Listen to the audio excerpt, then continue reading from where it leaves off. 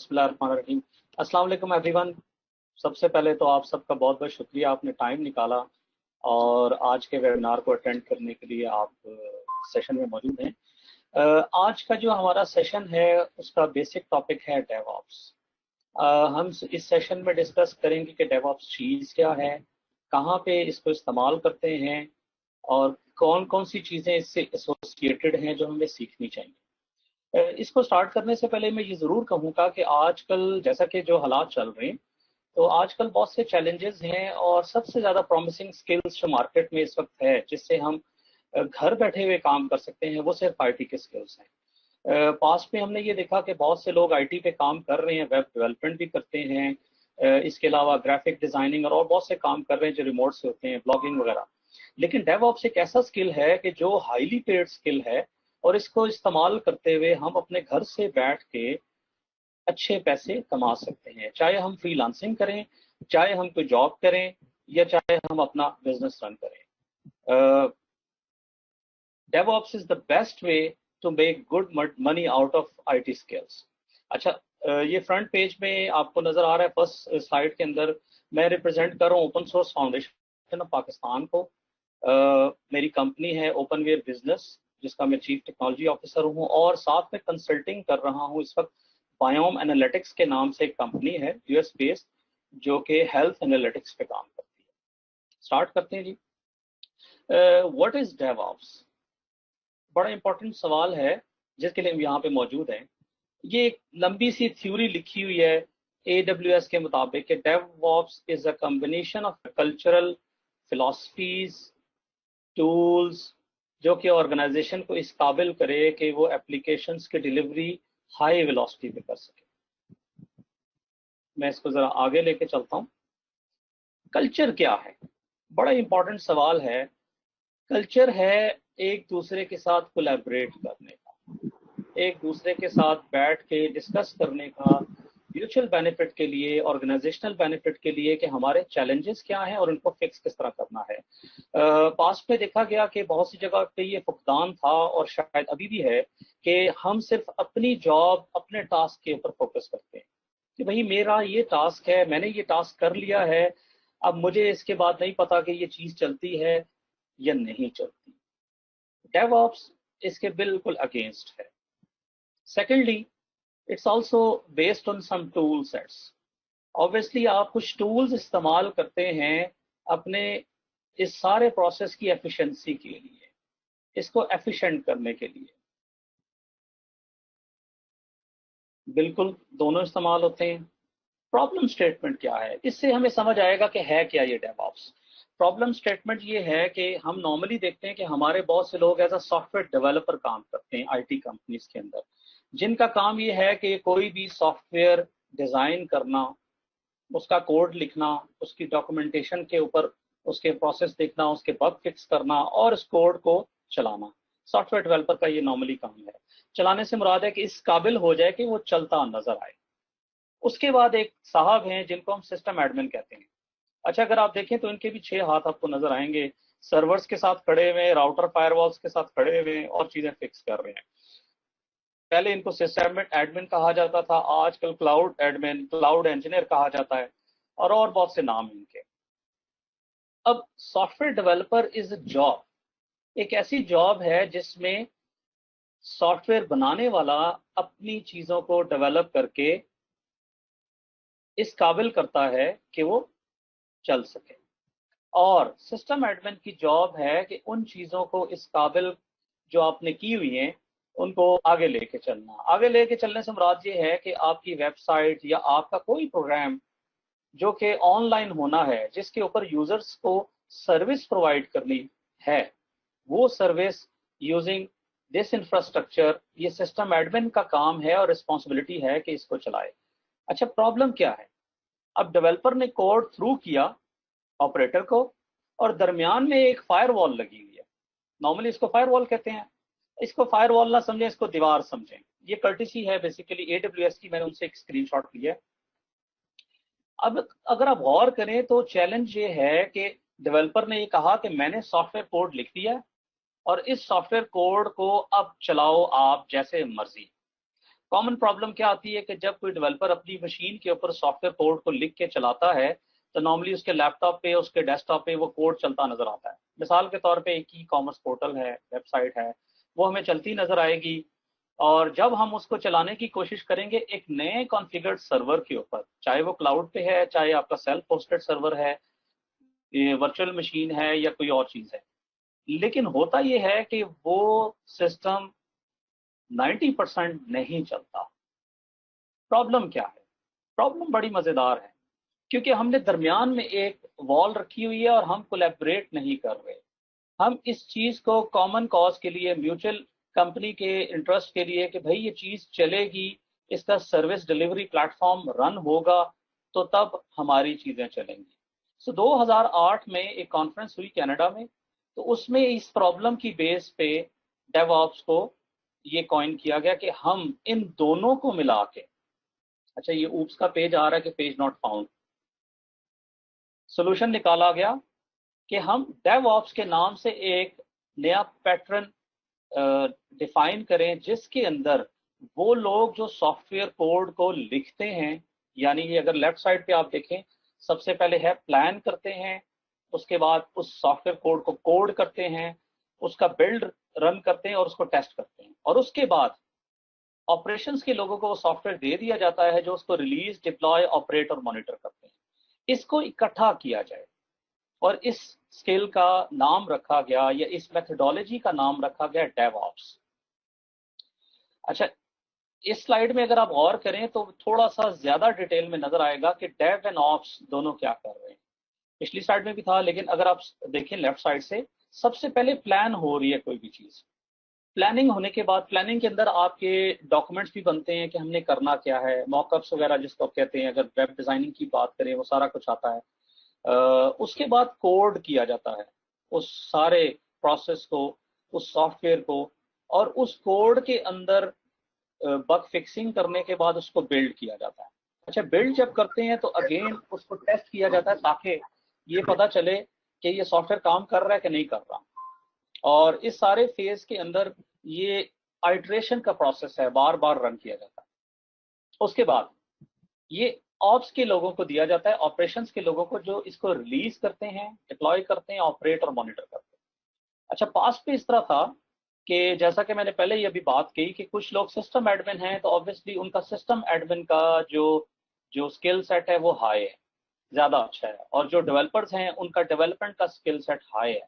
लेकिन अब इस प्रोसेस को इकट्ठा किया गया ताकि जो भी नए इंजीनियर्स आए तो उन्हें ये पता हो कि ये साइकिल क्या है, डेवऑप्स का पूरा साइकिल क्या है, और इस साइकिल को इकट्ठा करके ये प्रोसेस को डिफाइन किया गया कि अब ये दोनों लोग कोलैबोरेटिव वे में मिलके काम करेंगे।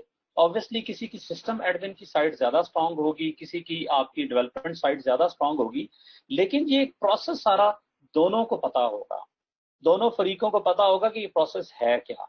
और इस प्रोसेस के अंदर ये कुछ सॉफ्टवेयर इस्तेमाल होते हैं, मैं जरा जंप कर रहा हूँ इसके अंदर, और यहाँ पे क्लैरिटी आएगी कि ये सॉफ्टवेयर इस्तेमाल किए जाते हैं एज अ टूल सेट्स ताकि इस प्रोसेस को ठीक किया जाए। अच्छा, अगर आप गौर करें तो एग्जैक्टली वही चीजें जो हमने पिछली स्लाइड में देखी हैं कि यहाँ पे प्लान हो रहा है, कोड हो रहा है, बिल्ड हो रहा है, टेस्ट हो रहा है, उसके बाद रिलीज, डिप्लॉय, ऑपरेट, एग्जैक्टली उसी तरह की चीजें आपको इस स्लाइड के अंदर नजर आएंगी। अगर आप लेफ्ट साइड से देखें तो सबसे पहले ये सॉफ्टवेयर डेवलप हो रहा है, फिर टेस्ट हो रहा है, डिप्लॉय हो रहा है, मॉनिटर हो रहा है, दरमियान में इसकी कॉन्फ़िगरेशन मैनेजमेंट है जिसमें डॉकर और टूल इस्तेमाल हो लें, और लॉग है, सिक्योरिटी है और कोलैबोरेशन है। अब हम एक ऐसा चैलेंज सामने लेके आते हैं जिसके अंदर हमने एक ऐप, एक किसी भी एक ऐप पर मिसाल लेते हैं जो इस वक्त जिसका रिस्पॉन्स बहुत ज्यादा चाहिए, और उस ऐप की रिलीजेस भी आ रही हैं। मिसाल के तौर पे एक ई कॉमर्स प्लेटफॉर्म है, और उस ई कॉमर्स प्लेटफॉर्म को डेवलप करना है। तो डेवलप करने के लिए जो सॉफ्टवेयर रिकमेंड किए जाते हैं वो सॉफ्टवेयर हैं जो कि आपकी सॉफ्टवेयर की कोलैबोरेशन कर सकें, सोर्स कोड की कोलैबोरेशन कर सकें। पास्ट में एसवीएन के नाम से एक सॉफ्टवेयर इस्तेमाल किया जाता था, और आजकल गिट और गिट लैब और गिट हब के नाम से बहुत फेमस है, इसी तरह बिट बकेट है। सो अगर हमने अपने आप को इस साइकिल में डालना है जहां पे एक से ज्यादा लोग या शायद एक शख्स भी कोड के ऊपर काम कर रहा है और किसी भी वजह से एक प्रॉब्लम आई उस कोड के अंदर और उस प्रॉब्लम की बेस पे वो वापस पिछली आइटरेशन पे जाना चाह रहा है जो कि रनिंग कोड था, तो ये मैनुअल पॉसिबल नहीं है। तो उसके लिए जो सॉफ्टवेयर इस्तेमाल हो रहे हैं डेवलपमेंट के या सॉफ्टवेयर की वर्जनिंग के सिस्टम, उसमें सबसे इंपॉर्टेंट है गिट। मैं गिट एज अ सॉफ्टवेयर की बात कर रहा हूँ। GitHub, GitLab, Bitbucket, ये सारी उसके यूटिलिटीज हैं, ये रिपोजिटरीज हैं।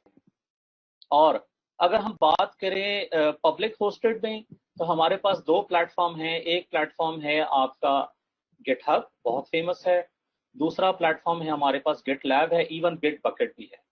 और गिट लैब, गिट हब, ये दोनों अलाउ करते हैं कि आप अपने प्रोजेक्ट्स को प्राइवेट रिपोजिटरी रखें। फॉर एग्जांपल, मैं एक सॉफ्टवेयर हाउस पे काम कर रहा हूँ और मुझे अपना सॉफ्टवेयर कोड पब्लिक नहीं करना, तो फिर उसको प्राइवेट रखने के लिए हमें इन कंपनियों से या इन सर्विस प्रोवाइडर से ये सर्विस लेनी होगी। लेकिन अगर हम ये चाहते हैं कि ये सर्विस हम बिल्कुल ना लें, मैं आगे इसके ऊपर तफसील से बात करूंगा, बल्कि हम अपना एक इन हाउस सर्वर सेटअप करें जिसके अंदर हमारा सोर्स कोड भी इन हाउस पड़ा हो, बाहर ना पड़ा हो, कोई इसको ना देख सके, तो उसके लिए मुख्तलिफ टूल इस्तेमाल होते हैं। लेकिन मैं आपको रिकमेंड करूंगा गिट लैब। गिट लैब बहुत अच्छा टूल है और उसकी रीजन भी आपको दूंगा। अच्छा जी, टेस्टिंग अब इसके अंदर आ गया सेकंड फेज। सॉफ्टवेयर आपने कोलैबोरेट कर लिया, मुख्तलिफ कोडर्स ने एक सॉफ्टवेयर के अंदर अपना अपना डेली कमिट कर रहे हैं सारा प्रोसेस, और हम देख सकते हैं कि किस यूजर ने या किस डेवलपर ने किस टाइम पे क्या कमिट किया था, किस कोड को एंटर किया, और वो कोड हम वेरीफाई कर सकते हैं। सेकंड फेज है टेस्ट। तो पास्ट में आपके पास जेनकिन के नाम से एक टूल है, ये इस्तेमाल हो रहा था, आजकल भी इस्तेमाल हो रहा है। अगर हम जावा की बात करें तो जावा में मैविन के नाम से एक टूल इस्तेमाल हो रहा है। इसी तरह एससी लिखा हुआ है, आपका ऑटोमेटेड टेस्टिंग है। पाइथन की बात करें तो उसमें फ्लेक 8 के नाम से एक टूल है। ये टेस्टिंग का टूल बहुत ज़रूरी है। जब आप कोई सोर्स कोड लिखते हैं, सॉफ्टवेयर लिखते हैं, और आप चाहते हैं कि उसके अंदर टेस्टिंग के पैरामीटर्स भी हों, तो this is very much required कि वो टेस्टिंग हो। आजकल जो डेवलपमेंट हो रही है वर्ल्ड वाइड, उसको टेस्ट ड्रिवन डेवलपमेंट कहा जाता है। और इम्पॉर्टेंट बात ये है उन लोगों के लिए जो डेवलपर्स हैं, सॉरी मैं अभी चैट को मैसेजेस नहीं पढ़ रहा, मैं थोड़ी देर बाद देखूंगा। इम्पॉर्टेंट बात ये है डेवलपर्स के लिए कि जो आपके टेस्टिंग टूल्स हैं वो टेस्ट ड्रिवन मेथोडोलॉजीज के बेस पे काम करें, और सबसे पहले टेस्ट लिखें। टेस्ट लिखना इसलिए ज़रूरी है कि आपने एक बेंचमार्क सेट किया अपने सॉफ्टवेयर का, और आप कहते हैं कि जब तक इस बेंचमार्क के ऊपर ये मेरा सॉफ्टवेयर कंप्लाई नहीं करेगा, इसको हम आगे नहीं लेके जाएंगे। सो इम्पॉर्टेंट बात अगेन कि टेस्ट पहले लिखा जाता है और उसकी बेस पे फिर सॉफ्टवेयर पूरा लिखा जाता है ताकि आपकी टेस्टिंग हो सके। फिर डिप्लॉयमेंट का फेज आ गया है। टेस्टिंग के अंदर और डेवलपमेंट के अंदर आपका बिल्ड का फेज भी है। हम थोड़ा सा आगे जाके इसको ज्यादा तफसील में देखेंगे और कौन से टूल्स इस्तेमाल हो रहे हैं। डिप्लॉयमेंट में आप जेनकिन या एक लफ्ज इस्तेमाल करते हैं CI, is a continuous integration का प्रोसेस है डेवऑप्स के अंदर। इसके बगैर डेवऑप्स मुकम्मल नहीं है। क्यों मुकम्मल नहीं है? क्योंकि डेली आपकी चीजें इसके अंदर ऐड हो रही हैं, तो उसी कोड के अंदर इंटीग्रेशन, और इसको हम कहते हैं कंटिन्यूस इंटीग्रेशन। और नेक्स्ट लेवल है कंटिन्यूस डिलीवरी या कंटिन्यूस डिप्लॉयमेंट। कंटिन्यूस डिलीवरी क्या चीज है कि जब आपने वो नया कोड इंटीग्रेट किया अपने सिस्टम में, तो आप ये चाहते हैं कि वो इंटीग्रेशन के बाद सर्विस के तौर पे यूजर को अवेलेबल भी हो, तो आप उसको अवेलेबल कर, तो डिप्लॉयमेंट यहाँ पे काम आएगी। अच्छा, डिप्लॉयमेंट में आप ये CI और CD के टूल्स इस्तेमाल करते हैं, जहाँ पे जिस तरह जेनकिन्स लिखा हुआ है, लेकिन मैंने आपको रिकमेंड किया है गिट लैब। अच्छा, उसके बाद मॉनिटर है। ऑब्वियसली जब एप्लीकेशन चल जाती है तो उसको मॉनिटर भी करना होता है, तो उसके लिए हमारे पास कुछ टूल्स हैं। मिसाल के तौर पे लेगियस एक बहुत फेमस टूल है, या आपको यहाँ पे इसिंगा के नाम से एक टूल नजर आ रहा है। ये दोनों ओपन सोर्स हैं, ये बहुत फेमस हैं, ये इस्तेमाल हो रहे हैं। फिर लेफ्ट साइड पे अगर आप देखें तो लॉग मैनेजमेंट, जिसमें अनोमली लॉग है। मिसाल के तौर पे एक यूनिवर्सिटी का नेटवर्क है और दिन को उसको चलना चाहिए 200 MB या 500 MB की बैंडविड्थ इस्तेमाल होनी चाहिए, लेकिन रात को बैंडविड्थ ज़्यादा इस्तेमाल हो रही है, तो ऑब्वियसली अनोमली चेक की जाएगी कि क्यों रात को इस्तेमाल हो रही है, हुआ क्या है। ये भी हो सकता है कि किसी ने वहाँ पे डाउनलोड लगा दिया हो और वो चल रहा हो, लेकिन इट्स नॉट नॉर्मल। मिसाल के तौर पे आपके टेलीकॉम प्रोवाइडर्स पाकिस्तान में जब फ्राइडे प्रेयर का टाइम आता है, पेंडेमिक से या एपिडेमिक से पहले की बात करूं, तो वो 2 से 3 घंटे उनका एकदम नीचे आ जाता है ग्राफ के, भाई यूटिलाइजेशन कम हो गई है। सो लॉग से आप ये सारा कुछ देख सकते हैं। इसमें ग्रे लॉग 2 के नाम से टूल है, लॉग स्टैश है, और बहुत से टूल हैं। कॉन्फ़िगरेशन मैनेजमेंट बहुत इंपॉर्टेंट है। और इस पे ये जो आपके सामने डॉकर एक आपको नजर आ रहा है, इसको मैं आगे थोड़ा सा एक्सप्लेन करूंगा। ये बहुत ही इंपॉर्टेंट है इस सारे प्रोसेस में। डॉकर इसलिए इस्तेमाल होता है कि हम अपनी जो सर्विस है उसको मूवेबल कर सकें। ये मैंने एक बड़ी स्टेटमेंट दी है, इस स्टेटमेंट को मैं अभी आपको आगे एक्सप्लेन करूंगा कि क्या है इसका मतलब। अच्छा, इससे नीचे अगर आप देखें तो कोलैबोरेशन प्लेटफॉर्म हमें बहुत जरूरी है। मिसाल के तौर पे हमारे यूजर्स आपस में डिस्कस करना चाह रहे हैं आजकल के दिनों में, डेवलपर्स और आपकी सारी टीम, तो मुख्तलिफ आपके टूल्स इस्तेमाल हो रहे हैं। जिस तरह स्लैक के नाम से एक टूल है जो कि डिजाइंड है सॉफ्टवेयर डेवलपर्स के लिए, टीम्स के नाम से एक टूल है। इसी तरह और बहुत से टूल्स हैं जो मुख्तलिफ सर्विस प्रोवाइडर हमें दे रहे हैं और हम उनको इस्तेमाल कर सकते हैं। और इसके साथ साथ आपको टास्क को मैनेज करने के लिए भी टूल्स चाहिए, जहाँ पे आप अपने जो टास्क लिखे हुए हैं कि कौन कौन सा टास्क किया और उसको चेकलिस्ट को ओके करते जाए। सो कोलैबोरेशन प्लेटफॉर्म इसलिए जरूरी है कि किसके जिम्मे क्या काम था, उसने क्या किया और कौन सा काम करना है। इसको मैं आगे जाके जरा और डिटेल में एक्सप्लेन करूंगा। और सिक्योरिटी के लिए आपके पास कुछ टूल्स हैं, जिस तरह स्नोड के नाम से एक ओपन सोर्स टूल है, इसको हम इस्तेमाल कर सकते हैं। ये देख के आप थोड़ा सा परेशान ना होइएगा कि पहले जरा कम चीजें थी अब ज्यादा आ गई। अगर आप इसको थोड़ा सा गौर से देखें, लेफ्ट साइड से स्टार्ट करें तो आपको बॉक्स के नाम से एक नजर आएगा, गूगल ड्राइव नजर आ रही है, गूगल डॉक्स नजर आ रहे हैं, ऑफिस नजर आ रहा है, ट्रेलो नजर आ रहा है, ड्रॉप बॉक्स नजर आ रहा है। और ये सारे हाईलाइटेड हैं प्लान की तरफ। ये डॉक्यूमेंट के सिस्टम्स हैं जिनके अंदर आप अपना प्लान करके डॉक्यूमेंट, जो भी डॉक्यूमेंट आप बिल्ड करते हैं, जो कि डेवऑप्स का फर्स्ट प्रोसेस है, तो आप इनके अंदर इस्तेमाल कर सकते हैं। आप वर्ड, एक्सेल, पावर पॉइंट भी इस्तेमाल कर सकते हैं, लेकिन इनको इस्तेमाल करने का मकसद ये है या फायदा ये है कि ये आपके कोलैबोरेटिव प्लेटफॉर्म हैं और एक से ज्यादा लोग एट अ टाइम इनके अंदर चेंजेस अगर करना चाहें डिजाइन करते हुए किसी सॉफ्टवेयर के प्लान को, तो वो कर सकते हैं। ये बड़ा आसान है। फिर उसके बाद प्लान के साथ ही आपको नीचे ट्रेलो के नाम से, बेस कैम्प के नाम से ये सॉफ्टवेयर नजर आ रहा है। इसके अंदर अगर आप देखें तो ये काइंडली आप नोट भी कर सकते हैं। मैं बाद में प्रेजेंटेशन शेयर भी कर दूंगा ताकि अगर जरूरत हो किसी को तो वो देख सकते हैं। अच्छा, ट्रेलो और इस तरह के बहुत से सॉफ्टवेयर्स हैं जो कि इस काम के लिए इस्तेमाल होते हैं कि जब आप प्रोजेक्ट की प्लानिंग करें कि हमने कितने फेजेस में ये सॉफ्टवेयर का पूरा डिजाइन करना है, डिजाइन करने के बाद इसको बनाना है, तो हर एक टीम मेंबर का एक टास्क होगा, सारे एक ही काम पे नहीं लग जाएंगे। और ये जो प्लान का फेज है डेवऑप्स का सबसे इंपॉर्टेंट फेज है, ये प्रोजेक्ट मैनेजमेंट का सबसे इंपॉर्टेंट फेज है कि आप पहले डिसाइड करते हैं कि हमने करना क्या है, फिर उसके बाद ये डिसाइड करते हैं कि किस टीम मेंबर का क्या हिस्सा है, उसके जिम्मे क्या काम है, ताकि हर चीज जो है कोलैबोरेटिव वे में आसानी से हो सके।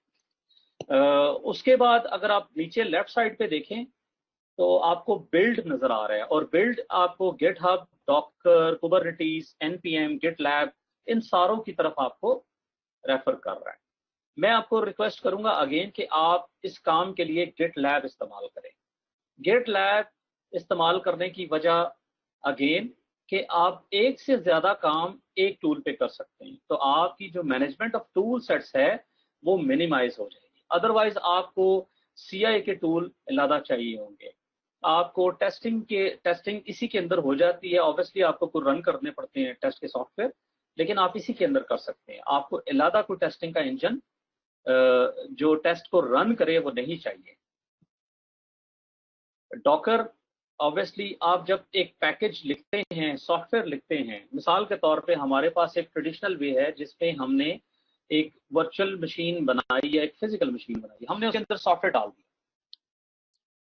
अगेन वो जो प्रॉब्लम था कि वो सॉफ्टवेयर उसमें डाला, अब अगर हमने एक्सपैंड करना है, अब हम 1000 यूजर से 10,000 यूजर को वो सर्व करेंगे, तो हमें फॉर एक्सपेंडिंग आवर सर्वर या आपकी स्केल करने के लिए आपकी सर्विस, हमें फौरन एक ऐसी कॉन्फ़िगरेशन चाहिए कि ये मुख्तलिफ सर्वर्स पे चले जाए, लोड बैलेंसिंग क्लस्टर स्टार्ट हो जाए, पीछे सारी इंटीग्रेशन हो जाए और हम सीमलेसली 1000 से 10,000 इवन लाख मिलियन 10 मिलियन और उससे भी बहुत ज्यादा यूजर्स को एट अ टाइम सर्व कर सके। ये पॉसिबल नहीं है हमारे ट्रेडिशनल वे पे। ट्रेडिशनल वे हमारा क्या है कि हम एक सर्वर लेते हैं, नीचे ओएस है, उसके ऊपर आप कोई एप्लीकेशन डालते हैं, नीचे ऊपर डेटाबेस डालते हैं और उसके ऊपर आप चीजें डालना शुरू कर देते हैं। ये मेथोडोलॉजी पुरानी हो गई है। अब हम बात करते हैं माइक्रो सर्विसेज की। और ये जो मेथोडोलॉजी जो मैंने अभी कही, इसको हम कहते हैं monolithic. Monolithic is going to end soon, मतलब हो रही है बहुत ज्यादा। माइक्रो सर्विसेज का फायदा ये है कि आप छोटी छोटी सर्विसेज करके सिस्टम को एक्सपैंड कर सकते हैं। आप उसकी स्केलेबिलिटी के हवाले से, उसकी सस्टेनेबिलिटी के हवाले से, अगर कोई फिजिकल नोड डाउन हो जाता है तो आप ये सारे काम कर सकते हैं और आप बेसिकली बड़ी सर्विस को तोड़ के छोटी छोटी सर्विसेज में ले आते हैं। उसके बाद कंटिन्यूस इंटीग्रेशन है, जिसमें आपके सामने सर्कल सीआई आपको नजर आ रहा है, ऊपर स्प्लिट लिखा नजर आ रहा है, ट्रेवियस सीआई नजर आ रहा है। ये काम भी आपको गिटलैब करके देगा। ये बड़ा इंपॉर्टेंट है। आपके बिल्ड कंटिन्यूस इंटीग्रेशन तक तो आपको गिटलैब कर रहा है। उसके बाद है डिप्लॉय। अगर आप डिप्लॉय देखें तो आपको राइट साइड पे कुछ टूल्स नजर आ रहे हैं। Again GitLab is good to run all these things. मैं गिटलैब के लिए काम नहीं करता, ना मेरा उनके साथ कोई रिलेशन है। मैं इस वजह से सजेस्ट कर रहा हूँ कि ये आपके बहुत से चैलेंजेस को कम कर देगा और ये ओपन सोर्स टूल है। और फिर हम जब ऑपरेट करते हैं तो ऑपरेशन के अंदर हमारे पास सिस्टम को चलाना और उनकी मॉनिटरिंग करना, जिस तरह लॉगली हमें नजर आ रहा है, नेगियस नजर आ रहा है, ये सारी चीजें हमें नजर आएंगी। तो ये जो स्क्रीन है, इसको अगर हम थोड़ा सा जरा गौर से देखें तो हमें नजर आएगा कि ये मुख्तलिफ हमें चॉइसेस दे रहा है उन सॉफ्टवेयर की जो कि जरूरत है हमारे इस काम के लिए, डेवऑप्स के लिए, वो टूल्स, और हम उनको इस्तेमाल कर सकते हैं। एक चीज बड़ी इंपॉर्टेंट कि लाजमी नहीं है कि यही सॉफ्टवेयर आपको नजर आए। इसके अलावा हजारों सॉफ्टवेयर हैं हमारे पास मार्केट में अवेलेबल, जिनको इस्तेमाल करते हुए हम अपना काम कर सकते हैं। ये हर ऑर्गेनाइजेशन की अपनी चॉइस होती है। हर ऑर्गेनाइजेशन के काम करने वाले लोगों की चॉइसेस होती हैं कि वो किस टूल पे जा रहे हैं, किस वजह से जा रहे हैं, उसके अंदर कौन सी ऐसी इंपॉर्टेंट चीज है जो फीचर सेट उनको रिक्वायर्ड है और वो इसको इस्तेमाल कर रहे हैं। नेक्स्ट करते हैं। अच्छा, ये गिटलैब सीडी का प्रोसेस है जो मैं यहाँ आपको एक्सप्लेन कर रहा हूँ। ये डेवऑप्स का, आप समझिए कि ऑटो डेवऑप्स का पूरा साइकिल है। और जो गिटलैब का इस्तेमाल है, इसमें अगर आप गौर करें तो आपको दो चीजें नजर आएंगी। लेफ्ट साइड पे आपको नजर आएगा कंटिन्यूस इंटीग्रेशन, जो कि डेवलपर्स का काम है, और दूसरे नंबर पे है कंटिन्यूस डिलीवरी। अच्छा, डिलीवरी के अंदर भी कुछ चीजें जो है डेवलपर के उसमें आती हैं, लेकिन ये ज्यादा काम है कि आप सर्विस को डिप्लॉय किस तरह करते हैं। कंटिन्यूस इंटीग्रेशन में देखें कि आपके पास एक मास्टर ब्रांच पड़ी हुई है कोड, और आप उसके अंदर डेवलपमेंट करना चाह रहे हैं। सबसे पहली रिकमेंडेशन ये है कि आप मास्टर ब्रांच के अंदर डेवलपमेंट नहीं करेंगे। आप उसकी एक ब्रांच बनाएंगे। अगर आप प्रोडक्शन में हैं तो वो मास्टर इस्तेमाल होगी। अगर आप फर्स्ट ब्रांच बना रहे हैं डेवलपमेंट की, तो वो आपकी ब्रांच डेवलपमेंट कहलाएगी। और उसके बाद आपकी स्टेजिंग की ब्रांच अलग होगी, अगर आपके सिस्टम में स्टेजिंग है। सो आपको 3 स्टेप्स जरूर रखने चाहिए कि डेवलपमेंट का काम अलहदा हो, उसके अंदर चेंजेस आती हैं, उसके अंदर मसले आते हैं, तो वो आपकी प्रोडक्शन के ऊपर असर ना डाले। सो ये बिल्कुल सेपरेट कर देता है सिस्टम को, आपने सेपरेट रखना है। और डेवलपमेंट के बाद आप स्टेजिंग का एक इन्वायरमेंट रखें, जिसमें डेवलपमेंट और आपकी प्रोडक्शन के दरमियान एक इन्वायरमेंट हो, जहां आपको लाइव टेस्टिंग का मौका मिले और आप कैनरी डिप्लॉयमेंट के जरिए मुख्तलिफ यूजर्स को उसके ऊपर पुश भी कर सकें। फॉर एग्जाम्पल, हम अक्सर देखते हैं कि हमारे मोबाइल ऐप, फेसबुक की या मुख्तलिफ एप्लीकेशन जो हम कंटिन्यूस इस्तेमाल करते हैं बहुत ज़्यादा, तो उनकी हमारे पास एक रिक्वेस्ट आती है कि जी नया डैशबोर्ड आ गया या नया लुक आ गया है, तो आप चाहते हैं कि आप इसको इस्तेमाल करें। तो हम उसको कंसेंट देते हैं यस, तो वो फौरन हमें कैनरी डिप्लॉयमेंट पे ले जाता है और वहां पे हम इसको इस्तेमाल कर सकते हैं। अच्छा, हम नई ब्रांच बनाएं और उसके ऊपर अपना कोड पुश करें। कौन सा कोड? जो हमने डेवलप किया है, जिस पे हम काम कर रहे हैं, और एक से ज्यादा यूजर्स इसको पुश कर सकते हैं। फिर आप ऑटोमेटेड टेस्ट बिल्ड करें और टेस्ट करें। बड़ी मजेदार बात है, गिट लैब के अंदर ऑटोमेटेड आपकी बिल्डिंग और टेस्टिंग इज देयर। और आप जब कोड के अंदर अगर आपके कोई फिक्सेस हैं तो वो इंटीग्रेशन के अंदर ये सारा काम खुद करेगा। जब आप यूजर की मैं बात कर रहा हूँ जो कि डेवलपर है, जब कभी वो कमिट करेगा अपने कोड के अंदर, और गिटलैब के अंदर एक फाइल है जिसको हम बेसिकली गिटलैब CI फाइल कहते हैं, जिसका काम ये है कि आप जो जो स्टेजेस चाहते हैं अपने सिस्टम में वो स्टेजेस आप उस फाइल में लिखें। तो जो डायरेक्शंस उस फाइल में आप लिखेंगे उसके बेसिकली आपको क्या कहते हैं टेम्पलेट्स भी मिल जाती हैं सिस्टम के अंदर ही, आप उसको इस्तेमाल कर सकते हैं PHP जावा पाइथन सब के लिए। तो आप उसको जब यूजर जब उसको पुश करेगा, डेवलपर पुश करेगा, पुश से मुराद है कमिट करेगा अपने कोड को, तो ये जो लिखा हुआ सारा प्रोसेस है ऑटोमेटिकली डन हो जाएगा।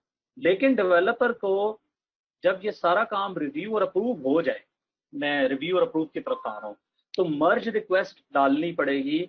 और मर्ज रिक्वेस्ट जो है डेवलपर खुद अप्रूव नहीं करता, उसके ऊपर कोई सीनियर हो जो इस सारे प्रोसेस को समझता हो, क्योंकि एक डेवलपर का ये काम नहीं है, मल्टीपल डेवलपर्स काम कर रहे हैं, टीम लीड की बात कर रहा हूँ या कोई जो इसको प्रोसेस को लेके चले, तो वो इस मर्ज रिक्वेस्ट को एक्सेप्ट करेंगे after getting the exact review और उसका अप्रूवल देख के कि भाई ये जो हमने रिक्वायरमेंट सेट की थी वो क्या इस पे हुई है। और हमने थोड़ी देर पहले बात की थी कि टास्क लिस्ट के अंदर भी डिफाइन होता है कि कौन सा काम किस यूजर ने करना है। फॉर एग्जांपल हमारे पेज के अंदर, ई कॉमर्स पेज के अंदर कोई बग है, जब वो पेज चलता है तो वो इमेज सही नहीं दिखाता, और वे एक डेवलपर जिसका ए डेवलपर को असाइन हो गया है और हमने अपनी टास्क लिस्ट के अंदर उसको डिफाइन किया गया और वो बग फिक्स भी हो गया, तो हमारा जो टीम लीड है इन दोनों को मैच करेगा कि भाई ये बग फिक्स हो गया है, फिक्स होने के बाद उसने टास्क कंप्लीट कर दिया है, ये दोनों चीजें ऑटोमेटिकली साथ साथ चल रही होंगी, तो वो मर्ज रिक्वेस्ट को अप्रूव करेगा। अदरवाइज ये साइकिल दोबारा चलेगा और वापस चला जाएगा डेवलपर। फिर बात आती है कंटिन्यूस डिलीवरी की। कंटिन्यूस डिलीवरी ये है कि आप क्लाउड प्लेटफॉर्म के साथ इस सिस्टम को कनेक्ट कर देते हैं, किसी भी क्लाउड प्लेटफॉर्म के साथ, चाहे वो आपका प्रॉड एनवायरनमेंट है, चाहे आपका वो स्टेजिंग एनवायरनमेंट है, चाहे आपका वो डेव एनवायरनमेंट है। प्रॉड एनवायरनमेंट की रिकमेंडेशन मेरी ये है कि उसके बहुत थोड़े लोग हों जो कि ऑपरेशंस के लोग हों, जो कि इस चीज की जिम्मेदारी लें कि जब ये सारे प्रोसेसेस हो जाएं तो तब वो इस चीज को क्लाउड पे या आपके जो सर्विस डिलीवरी प्लेटफॉर्म है, जो प्रॉड का प्लेटफॉर्म है, उस पर डिलीवर करें इस कोड को। अच्छा, ये भी आप देखें नीचे अगर गौर करें तो ये प्रोडक्शन पे डिप्लॉय होता है और ये सारा ऑटोमेटेड है। ये सारा प्रोसेस इसको ऑटो डेवऑप्स कहते हैं और ये YAML की फाइल में लिखा जाता है। गिटलैब की अगर बात करूं, अगर आप गिटहब की बात करें तो गिटहब में आपका कंटिन्यूस इंटीग्रेशन तक ये काम सारा गिटहब पे होगा। और जब आप बात करेंगे कंटिन्यूस डिलीवरी की तो आपको डिलीवरी के लिए कुछ सॉफ्टवेयर इस्तेमाल करने पड़ेंगे। तो बहुत फेमस सॉफ्टवेयर आजकल चल रहा है सर्कल CI, इसी तरह ड्रोन CI और बहुत से सॉफ्टवेयर हैं। CI का वर्ड जिसके साथ लिखा है तो आप समझ सकते हैं कि वो CI CD यानी कंटिन्यूस इंटीग्रेशन और डिलीवरी के लिए इस्तेमाल होता है। या जेनकिंस CI ये भी बड़ा फेमस है। अच्छा, क्लाउड कंप्यूटिंग प्लेटफॉर्म्स की बात हम करते हैं तो हमारे पास कुछ बड़े बड़े नाम हैं। मिसाल के तौर पे अमेजॉन वेब सर्विसेज है, अजूर है, गूगल क्लाउड है, ओपन स्टैक है, डिजिटल ओशियन है, IBM क्लाउड है और बहुत से नाम हैं। बहुत से ऐसे नाम हैं जो कि हम देखते हैं कि जो ये सारा प्रोसेस करते हैं। अच्छा, क्लाउड का पहले आज से कुछ अर्सा पहले ये प्रोसेस ये था, कहा जाता था कि हम वहां पे जाके वर्चुअल मशीन बना लें और उसके साथ एक स्टोरेज अटैच कर लें। लेकिन आजकल थोड़ा सा बात आगे चली गई है। मिसाल के तौर पे आप मशीन बनाते हैं और उसके साथ स्टोरेज अटैच करते हैं, लेकिन आप चाहते हैं कि जी मेरी उस सारे सिस्टम की स्टोरेज और सारी चीजें मैनेज हो, या फिर कुबरनेटिस का प्लेटफॉर्म हो जहां पे ये मेरी सर्विस चल रही है और मैनेज प्लेटफॉर्म हो। हम आगे बात करेंगे उस पर। तो क्लाउड सर्विस प्रोवाइडर उसकी रिस्पॉन्सिबिलिटी ले कि उस प्लेटफॉर्म के अंदर कोई प्रॉब्लम आए तो वो उसको अप एंड रनिंग रखेगा। तो ये क्लाउड प्लेटफॉर्म ये करते हैं। ओपन स्टैक पब्लिक में भी इस्तेमाल हो रहा है, फुली ओपन सोर्स है, और प्राइवेट क्लाउड के तौर पे भी इस्तेमाल हो रहा है कि आप अपने सेल्फ होस्टेड प्राइवेट क्लाउड के ऊपर भी सारा कुछ कर सकते हैं। अच्छा, डॉकर कंटेनर बड़ा इंपॉर्टेंट है। अभी मैंने बात की वर्चुअल मशीन की। जब हम एक वर्चुअल मशीन को एक मशीन से पुराने प्रोसेस की बात करते हैं, उठा के दूसरी फिजिकल मशीन पे मूव करें, अगर वो वर्चुअल मशीन का साइज जो 100 GB है तो कितना टाइम वो लेगी उसको मूव करने में? ऑब्वियसली डिपेंड करता है उसकी फिजिकल हार्डवेयर की कैपेबिलिटी पे कि नेटवर्क स्पीड कितनी है, डिस्क स्पीड कितनी है, और बहुत सी चीजें। और अगर हमें एक एप्लीकेशन चलाई है जो हम चाहते हैं कि जी स्केल करें, कि अगर वो 1000 यूजर को सर्व कर रहा है और एकदम मिलियन यूजर आ गया तो वो कैसे उसको सर्व करेगा? तो हम एक मशीन की रेप्लिकेशन करेंगे तो फिजिकल सर्वर पे तो ये इम्पॉसिबल है, आपको बहुत कुछ करना पड़ेगा। फिर उसके लिए एचए क्लस्टर बनता है, लोड बैलेंसर बनता है, और उसकी मेंटेनेंस, ये वो बहुत कुछ है। फिर ये प्रोसेस आया कि आप अपनी जो वर्चुअल मशीन है उसके अंदर कर्नल चल रहा है जिसकी आपको जरूरत नहीं है, तो आप क्या करें? एक प्रोसेस आया सामने जिसका नाम कंटेनराइजेशन रखा गया, कि आप वो फाइलें जो कि रिक्वायर्ड हैं आपको चलाने के लिए, ई कॉमर्स पोर्टल उस मशीन के अंदर डाल दें, छोटी मशीन के अंदर, और वो सारी लाइब्रेरी जो उसको चलाने के लिए जरूरी हो, और उनको हम रन करें। ये प्रोसेस बेसिकली डेवऑप्स की जान है, क्योंकि हमने ये जितनी बात की यहाँ पे, मैं बैक पे जाता हूँ, कंटिन्यूस इंटीग्रेशन की और कंटिन्यूस डिलीवरी की, तो इसमें सबसे इंपॉर्टेंट ये है कि ये जो कोड है, जिस कोड को हम यहाँ पे चला रहे हैं, चलाने से पहले बिल्ड कर रहे हैं, बिल्ड करने के अंदर उसके बग फिक्सेस भी हो रहे हैं, उसकी ऑटोमेटेड बिल्ड और टेस्ट हो रही है। दोबारा उस बात पे आए कि जो हमारा डेवलपर है जो कंटिन्यूस इंटीग्रेशन कर रहा है और जो कंटिन्यूस डिप्लॉयमेंट हो रही है, यहाँ पे फिजिकल मशीनें आ जाए, तो ये कितना जल्दी पॉसिबल है कि ये एक जगह से दूसरी जगह मूव करेगा कोड? ये नियर टू इम्पॉसिबल होगा, it will take hours and hours and hours. तो डेवलपर जो भी काम करेगा, अपना कोड पुश कर रहा है, तो वो बिल्ड करवाएगा कंटेनर को, और गिट या इस तरह के जो भी सॉफ्टवेयर हैं वो डॉकर कंटेनर को क्लाउड के ऊपर जो बना हुआ है वहां पे अपनी मशीन तैयार करके, यानी कनेक्ट करके, अपना हर बिल्ड का एक कंटेनर बनाते हैं। यानी बिल्ड का लफ्ज मैं इस्तेमाल करूं, बिल्ड करते हैं जो कंटेनर के अंदर हो। उसके अंदर क्या क्या होगा? ऑब्वियसली हमारी रिक्वायर्ड वर्चुअल मशीन, यानी अपाची हमें चाहिए और पीएचपी चाहिए। तो इस इमेज के अंदर बहुत छोटा इमेज है, इस कंटेनर की मिसाल मैं देता हूं कि छोटे इमेजेस में एक से इमेज है अल्पाइन लिनक्स। लिनक्स नॉर्मली अगर आप देखें उबंटू वगैरह तो आपको 250-300 MB मिनिमम मिलती है कमांड लाइन। लेकिन अगर आप बात करें इस कंटेनर की, डॉकर इमेज की, या कोई और आपका जो कंटेनर है, तो ये 5 MB से 6 MB का है। और आजकल के दौर में जब इंटरनेट की स्पीड फास्ट है तो 5-6 MB इज नथिंग। और आप उस 5-6 MB के बेस इमेज पे जहां पीएचपी और अपाची पड़ा हुआ है, उसके ऊपर अपने पैकेजेस डालें और उसको चला दें और उसको मूव करें, तो आप देखें कि कितना फास्ट होगा। और इसका जो आर्किटेक्चर है अगर आप गौर करें, ग्रीन में इंफ्रास्ट्रक्चर लिखा नजर आ रहा है, ऊपर आपका होस्ट ओएस है, क्योंकि वो मशीन तैयार है, उसको कुछ नहीं चाहिए, मशीन का लफ्ज इस्तेमाल करो उस इमेज को, सिवाय इसके कि उसके नीचे डॉकर इंस्टॉल हो। डॉकर इंस्टॉल है, डॉकर कंटेनर इमेज हमने बिल्ड किया। मिसाल के तौर पे मैं एक सॉफ्टवेयर डेवलपर हूं, मैंने एक इमेज बिल्ड किया और मेरे जैसे कंपनी में 30 लोग काम कर रहे हैं और सारे इमेज बिल्ड करते जा रहे हैं, सारे अपने कोड को करते हैं, टेस्ट हो रहा है, बिल्ड हो रहा है, सारा कुछ हो रहा है। तो ये तो बड़ा मुश्किल है, इसको तो मैनेज करना बड़ा टफ हो जाएगा। वो जो डॉकर कंटेनर की इमेज फाइल है वो कहाँ जाएगी? अगर आप पब्लिक में रखना चाह रहे हैं तो hub.docker.com, अगर आप पर्सनल अपने इन्वायरमेंट पे करना चाह रहे हैं तो आपको आपका सेल्फ होस्टेड कंटेनर रजिस्ट्री चाहिए। अगर आप चाहते हैं कि जी आप किसी क्लाउड प्रोवाइडर से ये सर्विस लें, तो अमेजोन आपको ये सर्विस दे रहा है, अजूर दे रहा है, आपको गूगल दे रहा है, और बहुत से सर्विस प्रोवाइडर हैं जो कि डेवऑप्स का जहां पे भी आप नाम सुनेंगे तो आपको ये सर्विसेज देंगे। डेवऑप्स में आपको वो देते हैं कि जी आपका कोड की ये जो कंटेनर रजिस्ट्री है और उसके बाद उसका सारा डिप्लॉयमेंट का प्रोसेस प्लेटफॉर्म।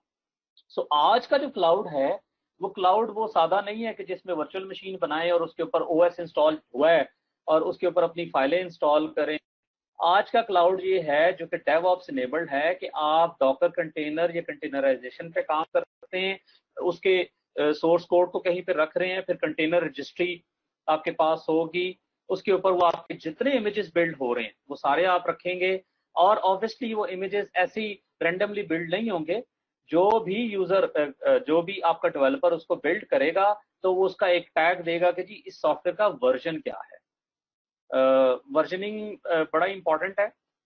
आप देखें कभी आप वर्जनिंग करें तो वर्जनिंग में आप सबसे पहले ये देखें कि मेजर रिलीज क्या है, फॉर एग्जांपल 1, और उसके बाद पॉइंट, उसकी माइनर रिलीज पॉइंट, क्या वो बीटा वर्जन है, क्या वो प्रॉड वर्जन है, क्या वो डेव वर्जन है। ये 3 चीजें मिनिमम होनी चाहिए उसके अंदर।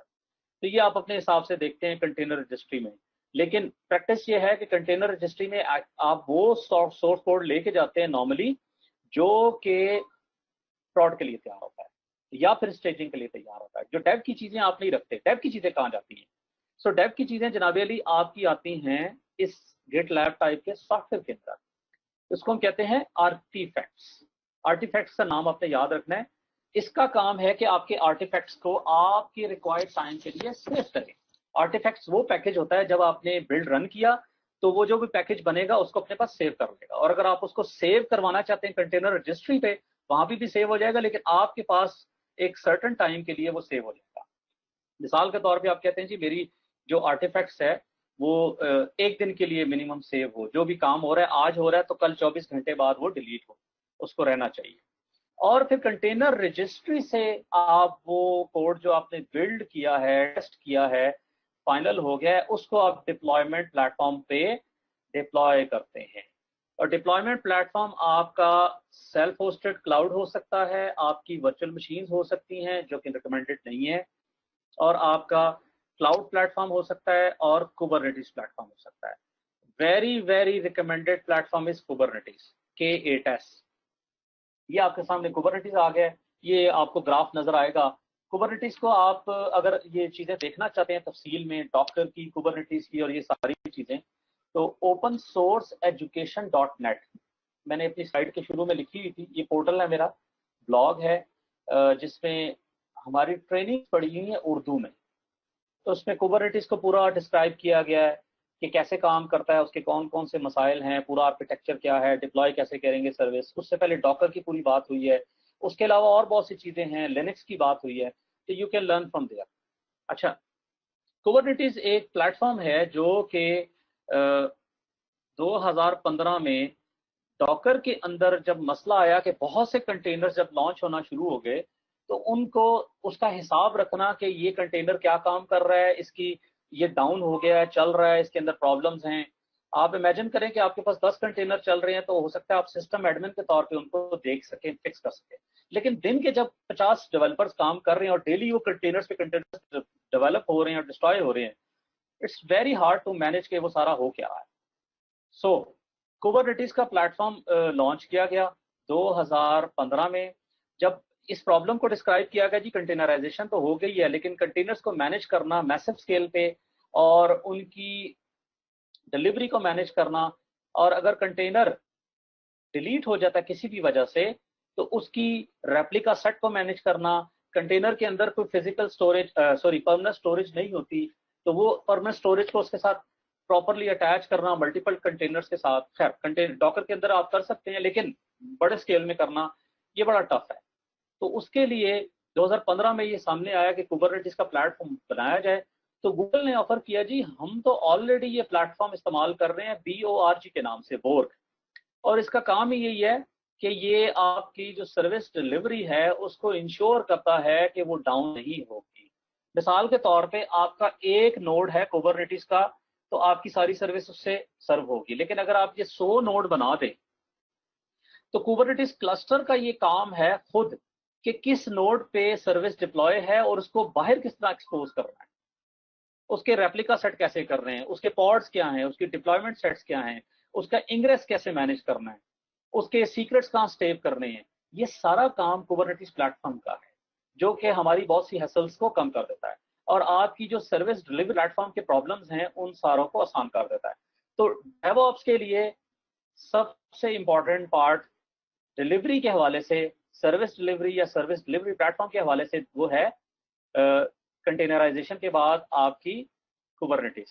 कुबरनेटिस के अलावा और भी प्लेटफॉर्म है लेकिन ये बहुत फेमस है, ओपन सोर्स है, इसकी वर्जनिंग, इसकी मैनेजमेंट एक ग्लोबल प्लेटफॉर्म से हो रही है। बाय द वे जो इसका स्टीयरिंग कमेटी है मैं उसका मेंबर हूँ पाकिस्तान से, और बहुत सी चीज़ें इसकी डेवलपमेंट बड़ी अच्छी हो रही है। नेक्स्ट करते हैं।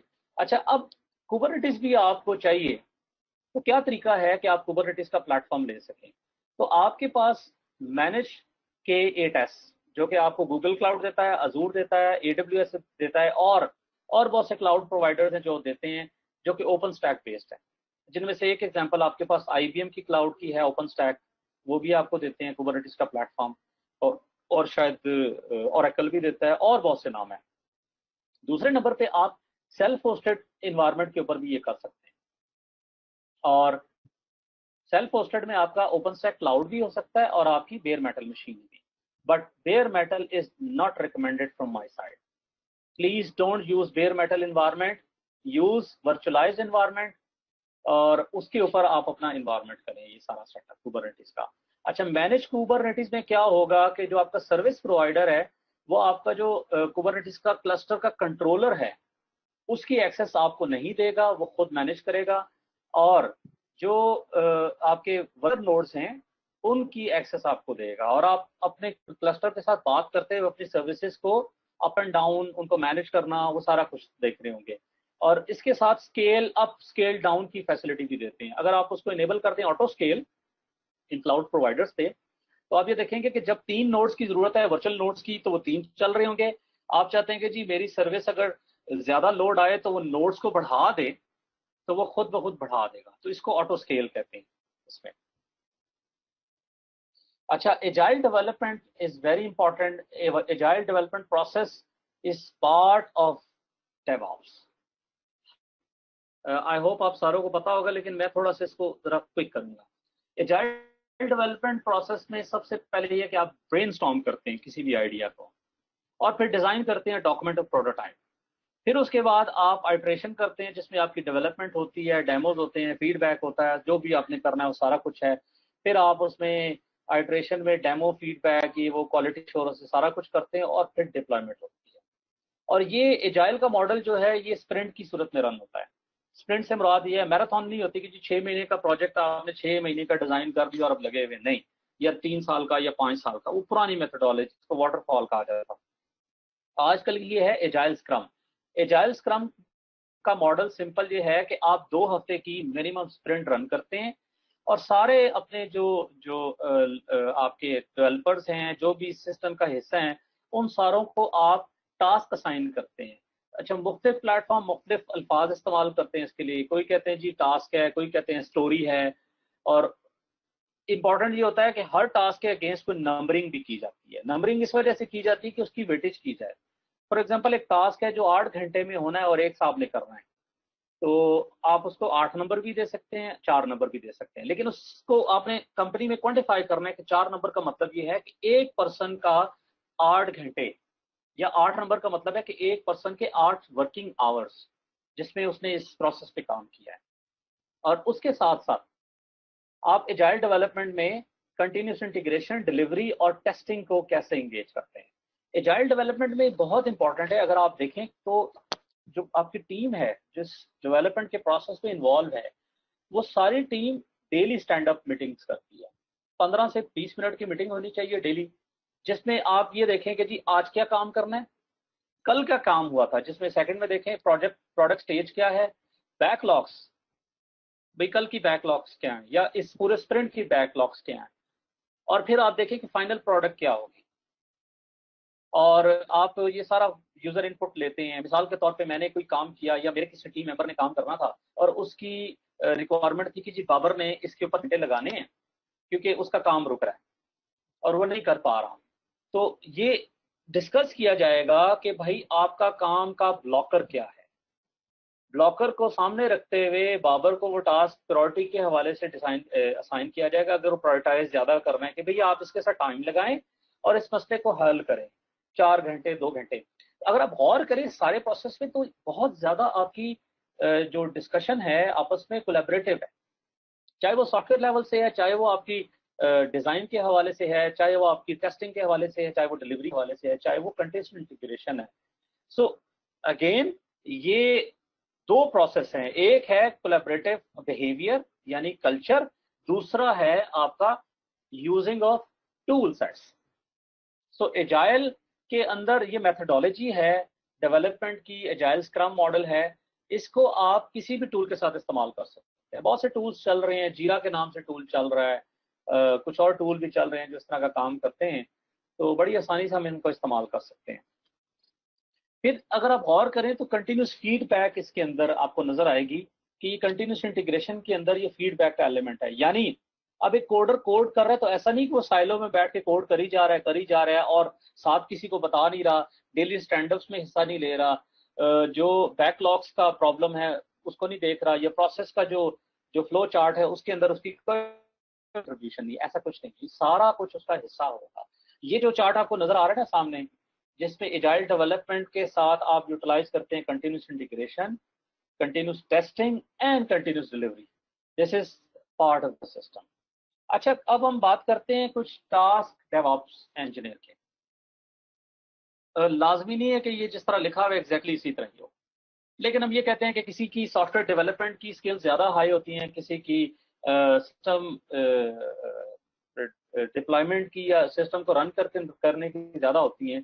तो अगर तो आपकी सिस्टम एडमिन वाली स्किल्स ज़्यादा हैं तो अब लेफ्ट साइड पे देखें तो आपको नजर आएगा कि जी be an excellent system admin. System administration आपके जो सिस्टम के प्रोसेस हैं जिसमें डिप्लॉयमेंट ऑफ वर्चुअलाइजेशन है, सर्वर्स को मैनेज करना है, लिनक्स विंडोज के सर्वर्स हैं उनको मैनेज करना है, नेटवर्क और स्टोरेज को अटैच करना, उसके प्रॉब्लम्स को समझना, और फिर थोड़ा बहुत कोडिंग का नॉलेज होना जरूरी है। क्योंकि जब आप बात करते हैं ना डेवऑप्स की तो आपको कुछ ना कुछ YAML और XML टाइप की चीज़ों से ना आपको इसके ऊपर थोड़ा सा काम करना पड़ता है। अब हम बात करें राइट साइड पे तो सॉफ्टवेयर डेवलपर की क्या हैं चीज़ें, तो soft skills are must have. Obviously soft skill तो इम्पॉर्टेंट हैं जिसमें आप डिस्कशन, कोलैबोरेशन, ये सारा कुछ होगा, एक दूसरे से कम्युनिकेशन कर सकें। फिर ऑटोमेशन और टेस्टिंग टूल्स की इंफॉर्मेशन भी होनी चाहिए। फिर थोड़ा बहुत आपको टेस्टिंग के हवाले से नॉलेज भी होना चाहिए, और इम्पॉर्टेंट है कि आपको सिक्योरिटी एस्पेक्ट्स भी पता हों जो कि ऑर्गेनाइजेशनल के सारे प्रोसेस को कंप्लाई करें। सो हमारी प्रेजेंटेशन जनाब यहाँ पे हो गई है ख़त्म।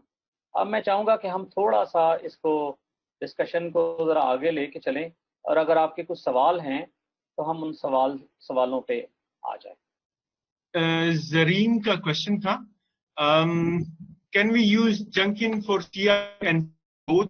और इसी तरह दूसरा भी क्वेश्चन है इनका कि as we use too much tools for this process, is this best approach to manage such many tools? मैंने 3-4 दफ़ा ये बात कही है कि हमें कोशिश ये करनी चाहिए कि हम कम से कम टूल्स इस्तेमाल करें जो बहुत मैंडेटरी हैं जिस काम के लिए हैं। इस पे मैं आपकी रिकमेंडेशन बार बार GitLab की कर रहा हूँ। GitLab की रिकमेंडेशन के पीछे कोई और खास बात नहीं है, सिर्फ एक ही बात है कि जी आप CI/CD का प्रोसेस, टेस्टिंग का प्रोसेस, ये सारा कुछ कर सकते हैं।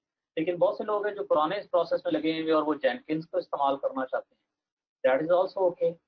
जेनकिन के जरिए भी CI और CD दोनों के काम हो सकते हैं, लेकिन जेनकिन के जरिए कोड की मैनेजमेंट नहीं होगी। कोड की मैनेजमेंट के लिए आपको बैक पे उससे पहले कोई ना कोई ऐसा टूल, सॉफ्टवेयर चाहिए होगा ये काम कर सके। तो अगर आप GitLab की बात करें तो वो जेनकिन के काम भी करेगा और आपका CI/CD का काम भी करेगा। इस पे आपको बहुत सी चीज़ें मिलेंगी। अभी इंशाल्लाह मैंने खुद भी प्रोसेस स्टार्ट किया है दोबारा वीडियोस बनाने का, तो इस तरह की बहुत सी वीडियोस आपको उसमें इंशाल्लाह मिलेंगी। डेवऑप्स के हवाले से भी इंशाल्लाह काफ़ी चीज़ें मिलेंगी। कोई और क्वेश्चन अगर किसी का हो? जी, क्वेश्चन है कि what are some good resources to set up a sample VM and learn all these tools? अच्छा, मैं आपको एक सिंपल तरीका, आपने अगर लर्न करना है आप gitlab.com पे जाएं, ठीक है, अपना अकाउंट वहाँ पे बनाएं। आप आपके जो डॉकर हब पे जाएं, hub.docker.com, ठीक है, आप ये सारा काम वहाँ पे, ये जो कंटेनर रजिस्ट्री का काम वहाँ पे कर सकते हैं। लेकिन इंपॉर्टेंट ये है कि दोनों पे ये जो भी चीज़ें हैं ये पब्लिक होंगी। लर्निंग है ना, आप चाहते हैं जी आपने कंटेनर का कोई और प्रोसेस करना है, यानी आपने कुबरनेटिस को सीखना है, तो आप कुबरनेटिस का एक सिंगल नोड क्लस्टर भी सेटअप कर सकते हैं किसी VM पे। और आप ये जो सर्विस प्रोवाइडर्स हैं, जिस तरह आपका Amazon है, AWS जिसको हम कहते हैं, जिस तरह आपका गूगल क्लाउड है, और बहुत से सर्विस प्रोवाइडर्स हैं, या फिर आपका अजूर है, तो वहाँ पे आपको फ्री अकाउंट नॉर्मली मिल जाते हैं, जो आपको कुछ ना कुछ जो है ना आपको क्या कहें क्रेडिट दे देते हैं, और आप वहाँ पे अपनी वीएम करना चाहें तो वीएम कर सकते हैं। लेकिन वीएम पे अपने रिसोर्सेज ज़ाया ना करें। मेरा ज़ाती ख्याल है कि आप वहाँ पे कुबरनेटिस को जाके इस्तेमाल करें, डॉकर कंटेनर रजिस्ट्री को इस्तेमाल करें, ज़्यादा बेनिफिशियल है। आप वीएम सेटअप करेंगे, वीएम के अंदर टूल सारे सेटअप करेंगे, जो आपके सर्विस प्रोवाइडर्स आपको दे रहे हैं उन पे आप अगर काम करें तो बड़ा अच्छा होगा। अच्छा जी, ये TFS 2017 और Zoo DevOps पुराना तो मुझे पता है जावेद के बिल्कुल ये सेम थे। TFS तो बेसिकली है। अच्छा ये यस, ये दोबारा क्वेश्चन आया रवीज का कि जी how can a system engineer can test codes from GitLab. देखिए, कोड को टेस्ट को इनिशिएट करना तो गिटलैब ये काम करेगा, लेकिन टेस्टिंग आपने लिखनी होगी। फॉर एग्जांपल आपका प्रोग्राम है पाइथन का, और आप पाइथन के प्रोग्राम के अंदर टेस्टिंग करना चाहते हैं, तो आपको पाइथन के टेस्टिंग के टूल्स इस्तेमाल करने पड़ेंगे और टेस्ट आपको लिखना पड़ेगा। लेकिन उसको इनिशिएट करना के अंदर आपके टेस्ट का उसके अंदर लिखना है, और जो कमांड्स रन करते हैं टेस्ट के लिए वो आप ऑटोमेट कर सकते हैं। So it's quite easy. मैं देखने की कोशिश कर रहा हूँ ऑल्सो शेयर। अच्छा, कुबरनेटिस अगर आपने लर्न करना है तो बड़ा इंपॉर्टेंट है कि आप कुबरनेटिस को रन कर सकते हैं ओपन सोर्स एजुकेशन .net पे। आपने डॉकर लर्न करना है तो आप वहां से कर सकते हैं। आप दोनों चीजें अपनी लोकल डेस्कटॉप पे या लैपटॉप पे ये सेटअप कर सकते हैं, ये भी बहुत आसान है। अच्छा, ये क्वेश्चन है, after coding from building an image to deploying an application is Docker and Kubernetes enough for overall process. देखें, डॉकर और कुबरनेटिस का इसमें बहुत ज्यादा अमल दखल है। ये दोनों टूल्स इसलिए इस्तेमाल करते हैं कि आप सॉफ्टवेयर को पैकेज करें, बिल्ड करें, उसके अंदर टेस्ट करके जो आपने पैकेज डेवलप किया है उसको एक प्लेटफॉर्म के हवाले कर दें जो उस प्लेटफॉर्म को चलाए, ठीक है ना, और उस प्लेटफॉर्म का नाम है कुबरनेटिस। सिंपल सा प्रोसेस है। डॉकर आपके उस सॉफ्टवेयर का पूरा जो पैकेज है वो छोटा सा पैकेज बना देगा। अच्छा, एजाइल और डेवऑप्स में डिफरेंस क्या है? अच्छा, एजाइल और डेवऑप्स में देखें, एजाइल सॉफ्टवेयर डेवलपमेंट मेथोडोलॉजी है, और डेवऑप्स जो है ये टूल सेट ऑफ टूल्स और एक कल्चर है। बेसिकली दोनों एक दूसरे से समझ लें कि इंटरकनेक्टेड हैं। डिफरेंस मैं नहीं कह सकता कि डिफरेंस क्या है, क्योंकि वो एक सॉफ्टवेयर डेवलपमेंट मेथोडोलॉजी है, ये सॉफ्टवेयर डेवलपमेंट के लाइफ साइकिल के अंदर आप जाके, तो आई थिंक सो, मेरी जितनी नॉलेज है उसमें आई थिंक सो कि ये दोनों एक ही काम करते हैं। एक काम से मुराद दोनों एक दूसरे से कनेक्टेड हैं। जी sir, liability and disaster recovery भी डेवऑप्स की अम्ब्रेला के अंदर आती है। यस, डिजास्टर रिकवरी और आपकी reliability, scale up scale down करना, आपकी जो हर चीज को मैनेज करना, that's why I am recommending you go for Kubernetes. Kubernetes best है इस काम के लिए। आप डिजास्टर रिकवरी भी उस पर कर सकते हैं, आपकी रिलायबिलिटी भी आएगी।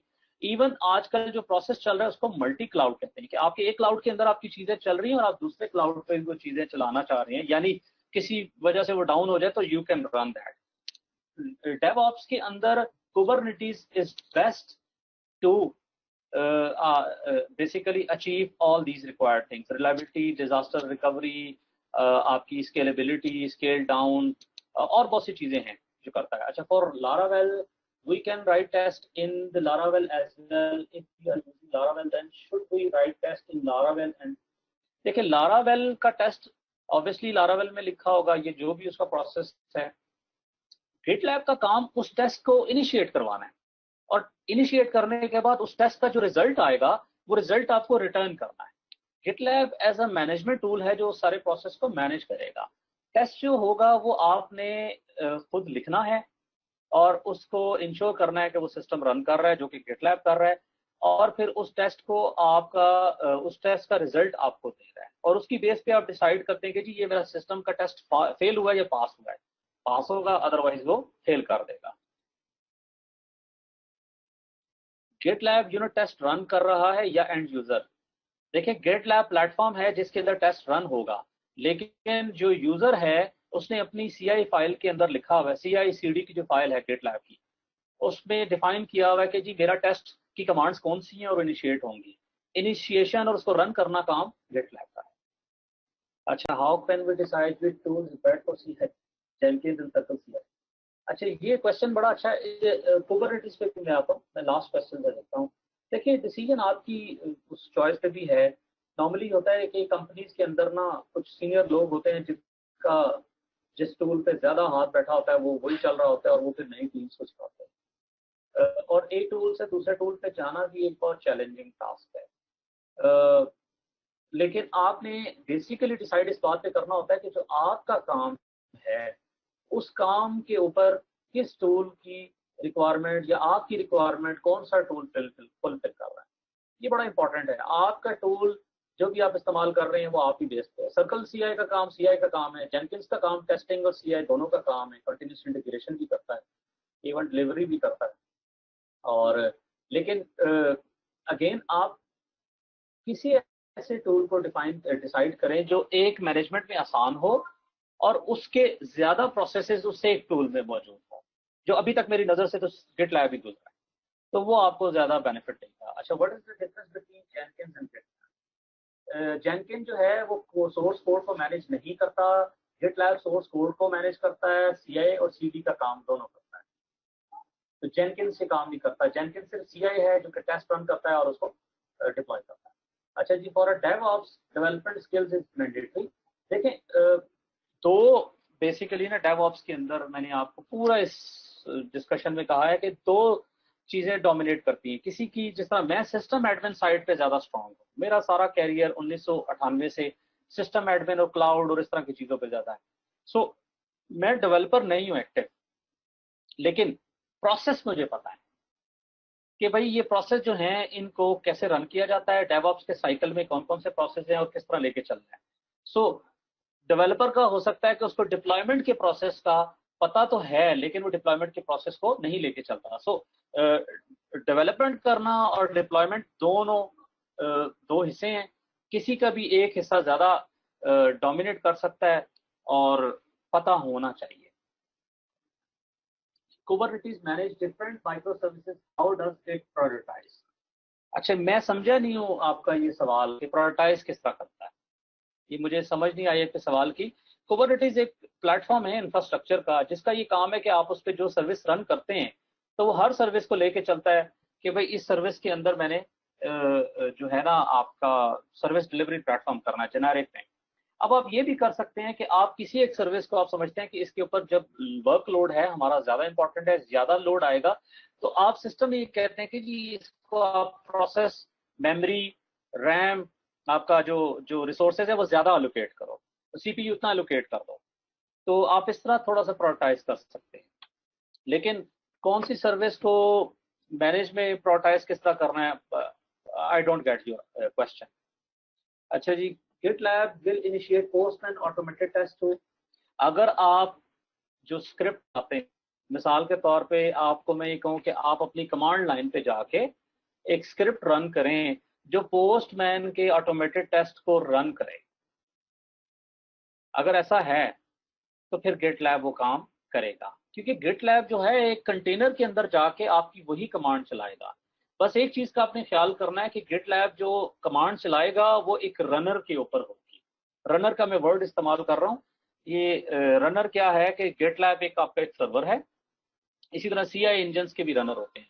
सर्वर जो है हर टास्क के लिए किसी को डेलीगेट करता है कि ये टास्क करो, तो उसके लिए रनर इस्तेमाल होता है। GitLab के अंदर आपके गिट के अंदर आपके बहुत से जो सॉफ्टवेयर टूल हैं उसका काम क्या है, वो CI CD सारे काम करेगा। और आप डिसाइड करते हैं कि जी मैंने ये जो कमांड रन की है इसमें फलाना काम होना है। फॉर एग्जांपल आपने कहा जी मैं पोस्टमैन ऑटोमेटेड स्क्रिप्ट टेस्ट चलाना चाहता हूँ, तो पोस्टमैन ऑटोमेटेड टेस्ट को चलाने के लिए क्या पोस्टमैन का पैकेज उस पर इंस्टॉल होना चाहिए? अगर होना चाहिए तो आप गिट से डॉकर से वो पैकेज रिक्वेस्ट करेंगे और उस पैकेज के अंदर जाके आप ये काम कमांड रन करवाएंगे। ये आपके कंप्यूटर पे नहीं हो रहा, ये हो रहा है GitLab रनर के ऊपर। तो ऑब्वियसली ये रन हो सकता है, लेकिन इसको इंश्योर करना कि जो रिक्वायर्ड पैकेजेस आपको चाहिए वो उसके अंदर हैं, ये आपका काम।